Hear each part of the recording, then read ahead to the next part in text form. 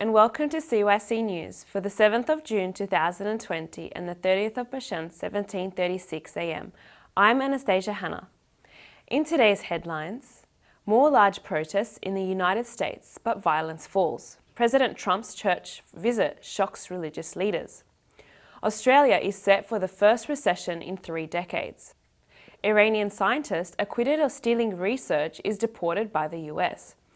All but one war crimes claim against British soldiers dropped in Iraq. A coronavirus cure when we will have a drug to treat it. The footballers enduring a 6-month pre-season.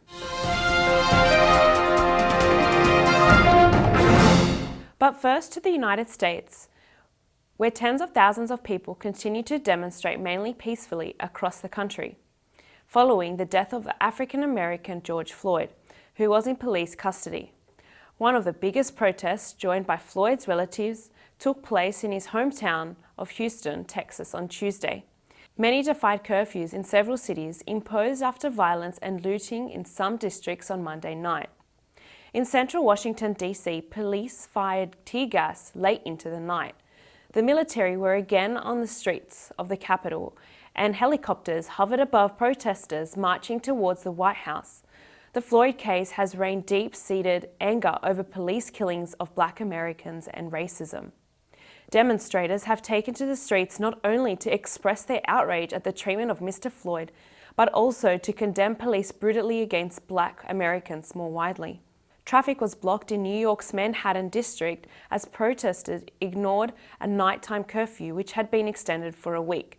Video footage showed them surrounding a police van. In Houston, where Floyd is due to be buried, Mayor Sylvester Turner told the crowds that people should know that he did not die in vain. Big rallies were also held in Los Angeles, Philadelphia, Atlanta, and Seattle, Minneapolis, where 46-year-old Floyd died, was reported to be relatively calm. In Atlanta, police fired tear gas to disperse a demonstration near Centennial Olympic Park. Staying in the US and in the capital, Washington, D.C., on Monday night, President Trump held a Bible in front of St. John's Episcopal Church, just across the road from the White House. But the signaling of his religious affiliation has not been welcomed by a range of religious figures, as the nation struggles to manage the twin challenges of a pandemic and widespread political protest. The Episcopal Bishop of Washington, the Right Reverend Marion Booth, said, "The President just used a Bible, the most sacred text of the Judeo-Christian tradition, and one of the churches of my diocese without permission, as a backdrop for a message antithetical to the teachings of Jesus." James Martin, a Jesuit priest and consultant to the Vatican's Communications Department, tweeted, "Let me be clear, this is revolting. The Bible is not a prop. A church is not a photo op. Religion is not a political tool. God is not your plaything." Rabbi Jack Motin, president of the Interfaith Alliance, said seeing President Trump standing in front of John's Episcopal Church while holding a Bible in response to calls for racial justice, right after using military force to clear peaceful protesters, is one of the most flagrant misuse of religion that I have ever seen. Religious conservatives appear to be the most solid core of Mr. Trump's voter base, despite political arrest and the vast number of deaths from COVID-19. According to the latest Pew Research poll, 75% of white evangelical protests say he is doing a good job handling the pandemic. Back home to Australia now, where the country is set for its first recession in 29 years, as it feels the impact of the coronavirus pandemic. Official figures show that the ceremony shrank by 0.3% in the first 3 months of the year, amid bushfires and the early stages of the outbreak. Economists expect data for the current quarter to confirm that the shutdowns have pushed the country into recession, Bureau of Statistics chief economist Bruce Hockman said this was the slowest through-the-year growth since September 2009, when Australia was in the midst of the global financial crisis, and captures just the beginning of the expected economic effects of COVID-19. It comes even after the government and central banks stepped up measures to support the economy. The latest gross domestic product figures highlight that the economy was struggling from a devastating bushfire season, a slowdown in tourism and weak domestic demand even before the virus-related restrictions started. In March, the Reserve Bank of Australia cut its main interest rate to a record low of 0.25%.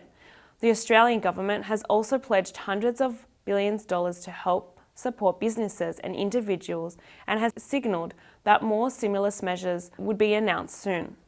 Last month, Japan, the world's third biggest economy, and Germany, Europe's largest economy, both fell into recession, while other big countries like the UK and the US are also seeing sharp downturns.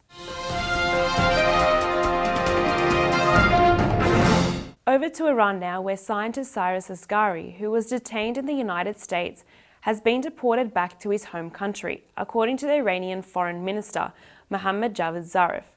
Mr. Asghari, a materials science professor from Tehran, was charged in 2016 with trying to trade secret research from an American university. He was acquitted by a federal court in November, in a post on Instagram on Tuesday morning.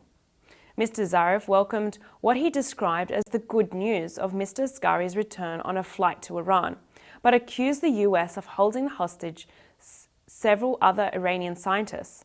In response, acting US Deputy Homeland Security Secretary Ken Kukulini tweeted, "We have been trying to deport Asghari since last year, being stalled every step of the way by the Iranian government. We wish Iran was so enthusiastic to get the illegal nationals back as they would have us all believe." US prosecutors accused the 59-year-old Sharif University of Technology professor of stealing trade secrets from a research project being carried out for the US Navy at Case Western Reserve University in Ohio.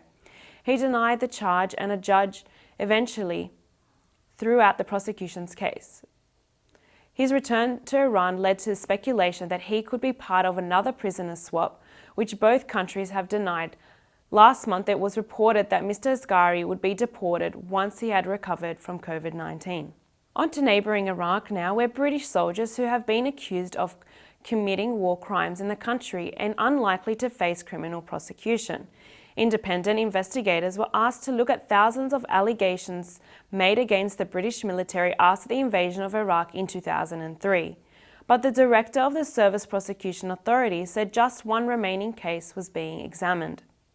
In 2014, International Criminal Court prosecutor in The Hague, Fatou Bensouda, also reopened a preliminary examination of cases involving alleged British abusers in Iraq. Mr. Cayley is convicted. That examination will soon be completed without any further action.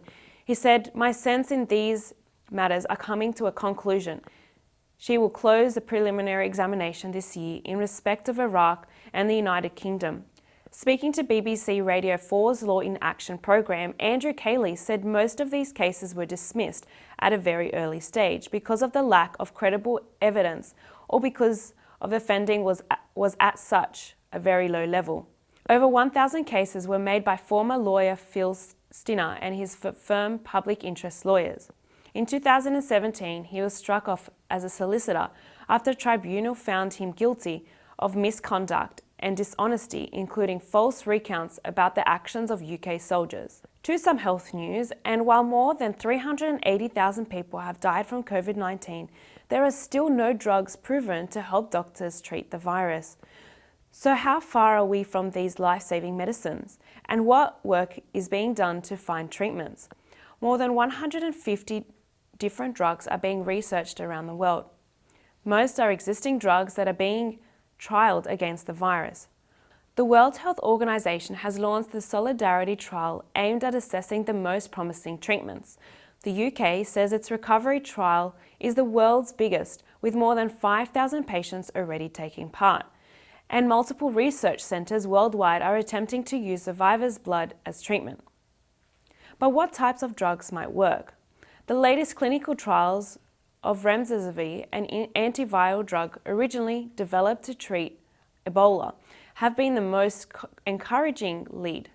Dr. Anthony Fauci, who runs the US National Institute of Allergy and Infectious Diseases, said, "We now have solid data showing that remdesivir diminishes to a modest degree the time to recovery for people hospitalized with COVID-19. However, although remdesivir may aid recovery and possibly stop people needing treatment in intensive care, the trials did not give any clear identification whether it can prevent deaths from coronavirus.